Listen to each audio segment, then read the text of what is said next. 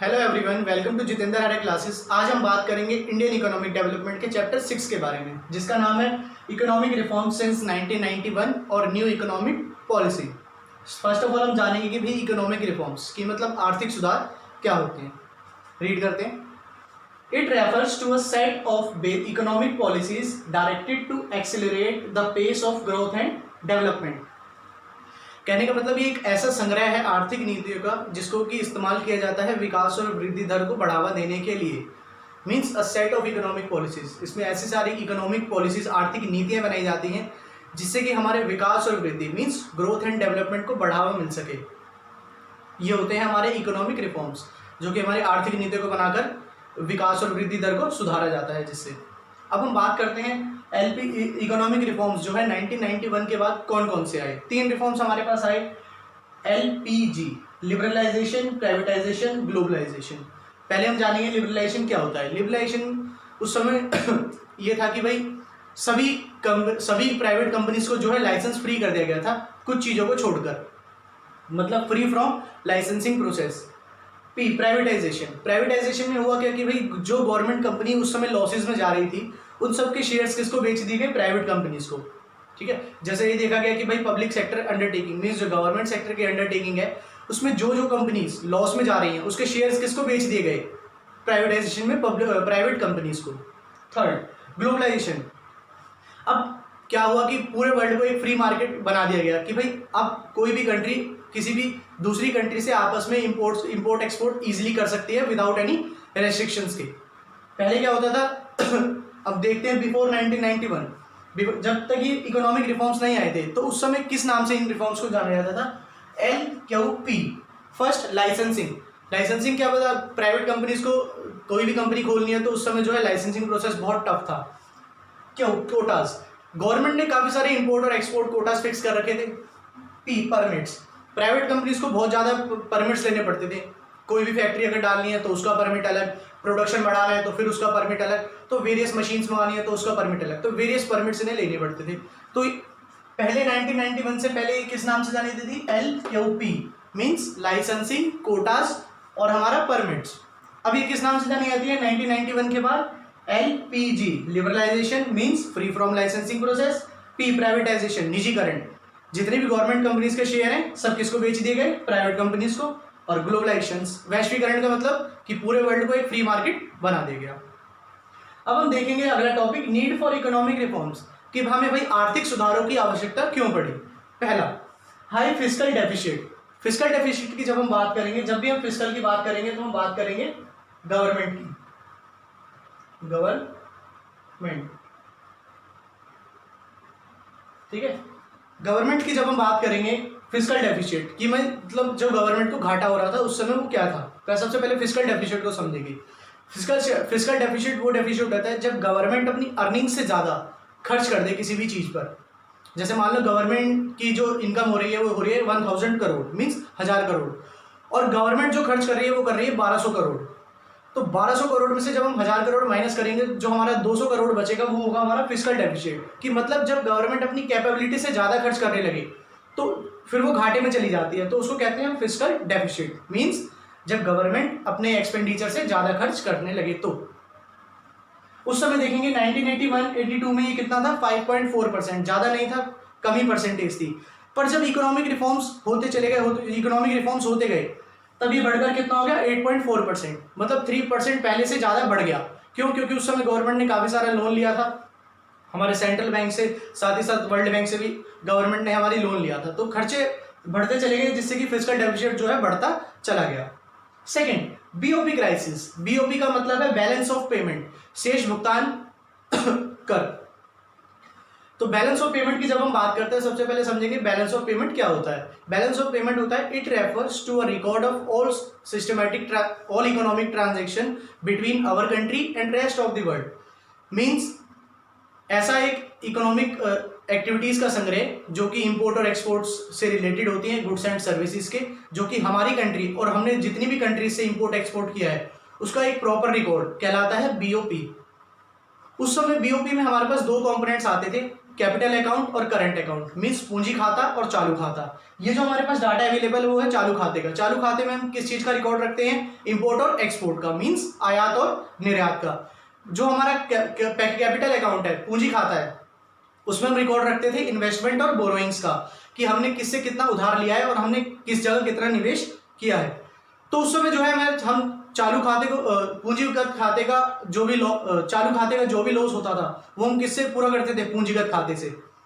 तो इस समय जो है 1980-81 के दौरान 12% जो है पूरा चालू खाते का जीडीपी में अकेला हिस्सा था। मतलब जो करंट अकाउंट था उसका टोटल हिस्सा जीडीपी में कितना था? 12%। जिस पर 1991-92 के बाद जब इकोनॉमिक रिफॉर्म्स हमारे आ गए तो ये बढ़कर शेयर कितना हो गया? 23% हो गया। थर्ड, फॉरेन एक्सचेंज रिजर्व्स, कि भाई जो विदेशी विनिमय दर था उसमें लगातार गिरावट आती गई। 1986 जानेंगे गिरावट क्यों आई? क्योंकि उस समय हमने इनवर्ड लुकिंग ट्रेड स्ट्रेटजी अपना रखी थी, मीन्स इंपोर्ट सब्सटीट्यूशन स्ट्रेटजी अपना रखी थी, जिसमें हमने ये कहा था कि भाई हम जो है बाहर से जिन चीज़ों को मंगाते हैं उन चीज़ का बाहर से ना मंगाकर अपने देश में ही प्रोडक्शन करेंगे। तो मतलब हमने बाहर से इंपोर्ट करना बिल्कुल बंद कर दिया था, जिसके कारण क्या हुआ कि जो गवर्नमेंट का फॉरेन एक्सचेंज रिजर्व था 1986-87 के दौरान 8,151 करोड़ था, जो कि इकोनॉमिक रिफॉर्म्स आने से एक साल पहले कितना था? 6,252 करोड़, लगभग 1,500 करोड़ की गिरावट आई उसमें फॉरेन एक्सचेंज रिजर्व में, due to import substitution strategy के बाद। Fourth, inflationary spiral, rising price, कि मतलब महंगाई का जाल जो है बढ़ता ही चला गया।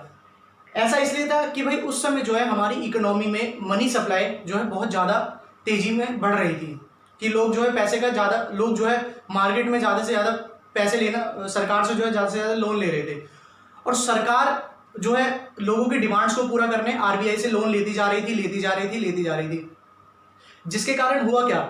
जब सरकार आरबीआई से लोन लेने लगी तो सरकार को जो है बहुत सारा घाटा होने लगा, कि भाई एक्सपेंडिचर तो हो नहीं रहा है, अर्निंग्स तो हो नहीं रही है, साथ ही साथ वो लोन लिए जा रहे हैं। पुराना लोन चुकाने के लिए वो क्या करते थे? डोमेस्टिक इंडस्ट्रीज पे टैक्स वगैरह लगा देते थे, जिससे कि जो हमारे डोमेस्टिक प्रोडक्ट्स थे उनका प्राइस हाई हो गया, जिससे कि महंगाई बढ़ती चली गई। कहने का मतलब जब गवर्नमेंट्स किसकी नीड्स को पूरा करने के लिए लोन लेती थी? पब्लिक की नीड्स को पूरा करने के लिए किससे लोन लेती थी? आरबीआई से। अब डोमेस्टिक इंडस्ट्रीज जो थी वो किससे लोन लेती थी? उससे, गवर्नमेंट से भाई वो सस्ते दामों पर लोन लेते थे। क्यों?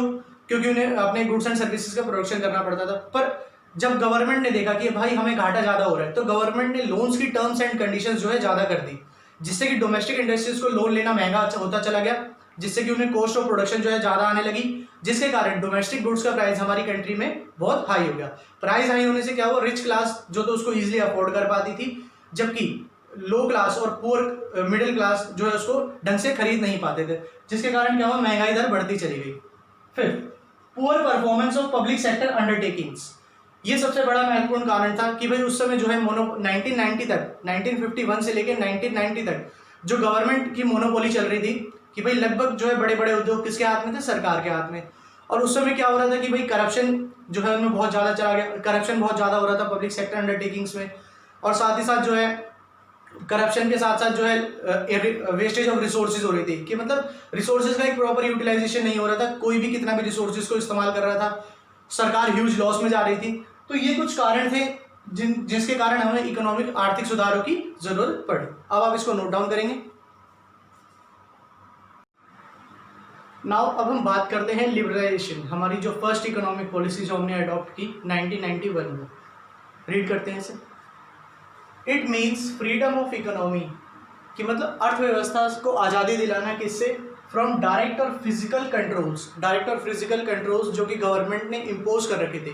डायरेक्ट और फिजिकल कंट्रोल्स का मतलब जैसे कि इंपोर्ट एक्सपोर्ट पे रेस्ट्रिक्शंस लगा रखी थी, कोटास फिक्स कर रखे थे, परमिट्स के लिए बोला गया था, ये सब चीज़ों से, जो कि किसने इम्पोज कर रखे थे? इम्पोज बाय द गवर्नमेंट, जो कि भारतीय सरकार ने काफ़ी सारे रेस्ट्रिक्शंस लगा रखे थे, उन सबसे आज़ादी दिलाना, इसी को कहते हैं लिबरलाइजेशन, मीन्स उदारीकरण।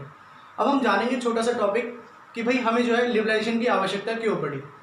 जानते हैं 1951 से लेकर 1990 तक जो था हमारे देश में, हमने देखा कि भाई public sector undertakings means government sector का बहुत बड़ा रोल था। गवर्नमेंट सेक्टर ने अपने अंडर जो है 17 मेजर इंडस्ट्रीज को रखा था, मीन्स 17 बड़े उद्योगों को अपने अंडर कर लिया था। उसमें हुआ क्या भाई, जो प्लानिंग पीरियड में गुड्स एंड सर्विसेज का प्रोडक्शन तो हुआ, पर प्रोडक्शन होने के साथ साथ काफ़ी सारे बैड इफेक्ट्स भी नज़र आने लगे। मींस गवर्नमेंट सेक्टर अंडरटेकिंग्स में जो है करप्शन बढ़ने लगा, ह्यूज लॉसेज होने लगे, मींस गवर्नमेंट को डेफिसिट बहुत ज़्यादा होने लगा।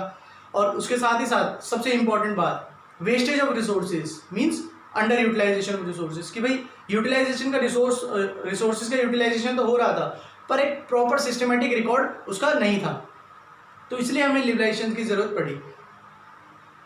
अब देखते हैं, in this policy there were 4 types of reforms were included. जब हम लिबरलाइजेशन की बात करेंगे तो इसमें 4 तरह के रिफॉर्म्स लाए गए। पहला, इंडस्ट्रियल रिफॉर्म्स, की मतलब हमारे औद्योगिक क्षेत्र में क्या क्या चेंजेस हुए। एबोलिशन ऑफ इंडस्ट्रियल लाइसेंसिंग, जो हमने पहले पढ़ा था कि भाई लाइसेंसिंग प्रोसेस क्या होता है, उसका जो है बिल्कुल खात्मा कर दिया गया। कुछ सिर्फ 5 चीज़ों को छोड़कर ये कहा गया कि भाई अगर आपको 5 चीज़ों का प्रोडक्शन करना है तो सिर्फ आपको इन 5 ही चीज़ों का लाइसेंस लेना है, अदरवाइज कोई लाइसेंस नहीं लेना है किसी भी प्रकार का। कौन कौन से 5 प्रोडक्ट्स थे?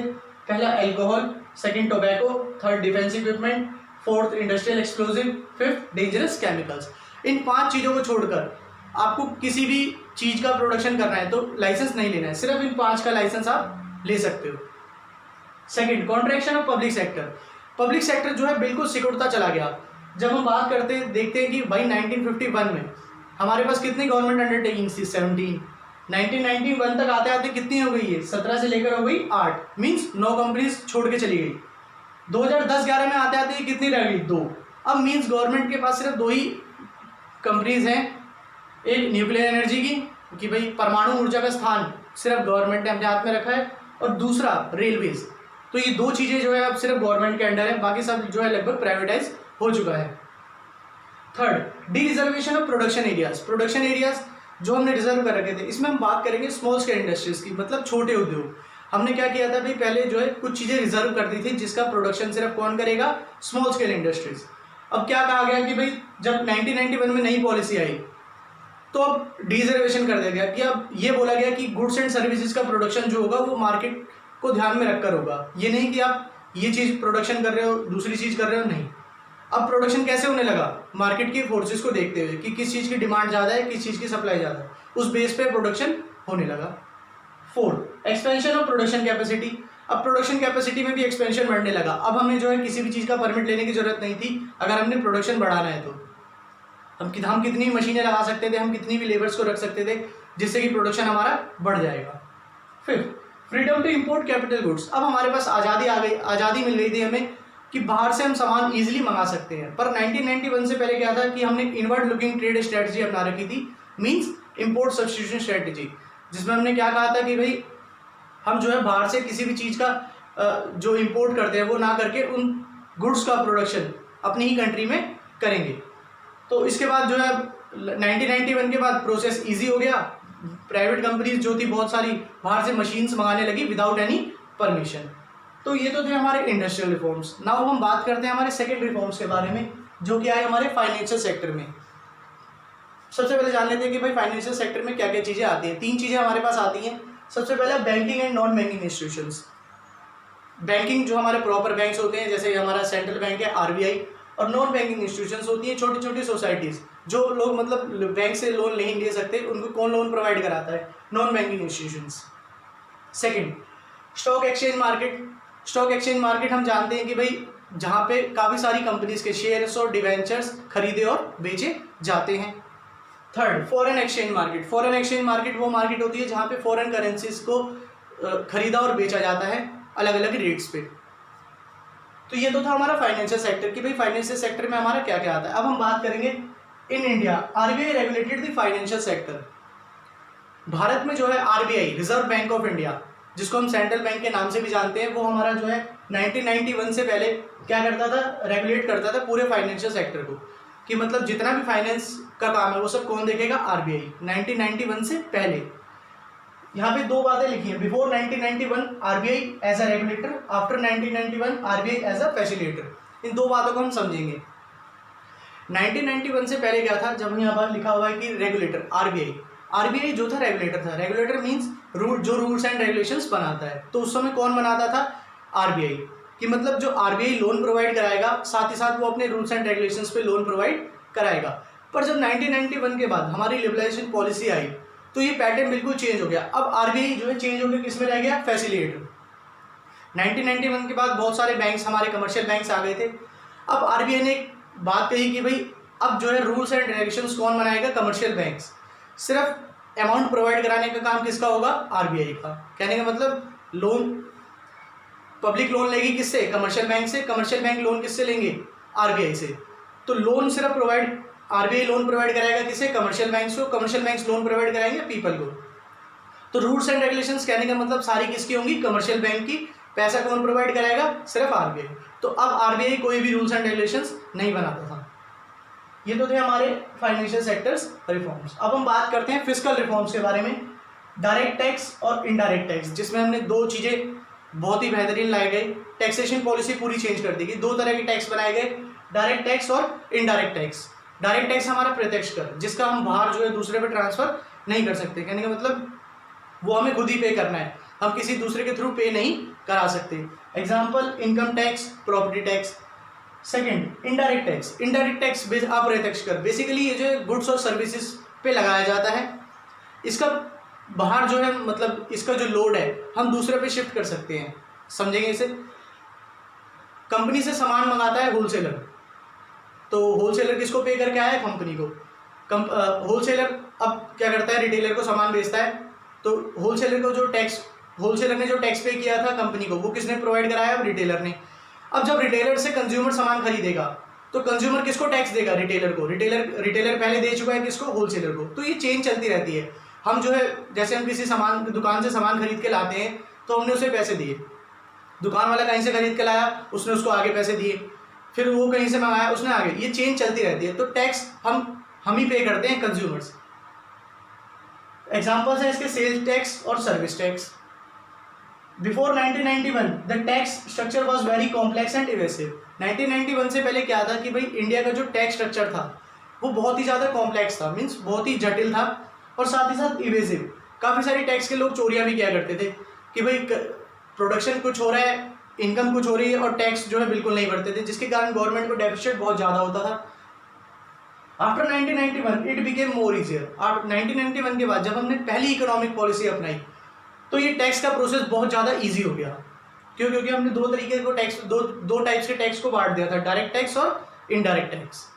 अब लास्ट हमारा रिफॉर्म्स है एक्सटर्नल सेक्टर रिफॉर्म, जिसको हम कहते हैं फॉरेन सेक्टर रिफॉर्म्स। इसमें हमने दो बातें करी। पहला फॉरेन एक्सचेंज रिफॉर्म्स, डिवैल्यूएशन।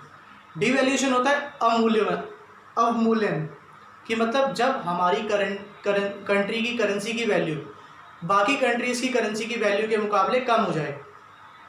जैसे $1 या पाउंड की वैल्यू जो है, पहले क्या होता था, $1 या पाउंड से हम जो है काफ़ी सारे इंडियन रुपीज़ खरीद सकते थे, जिसके कारण क्या हुआ, बहुत सारा विदेशी मुद्रा हमारे देश में आई।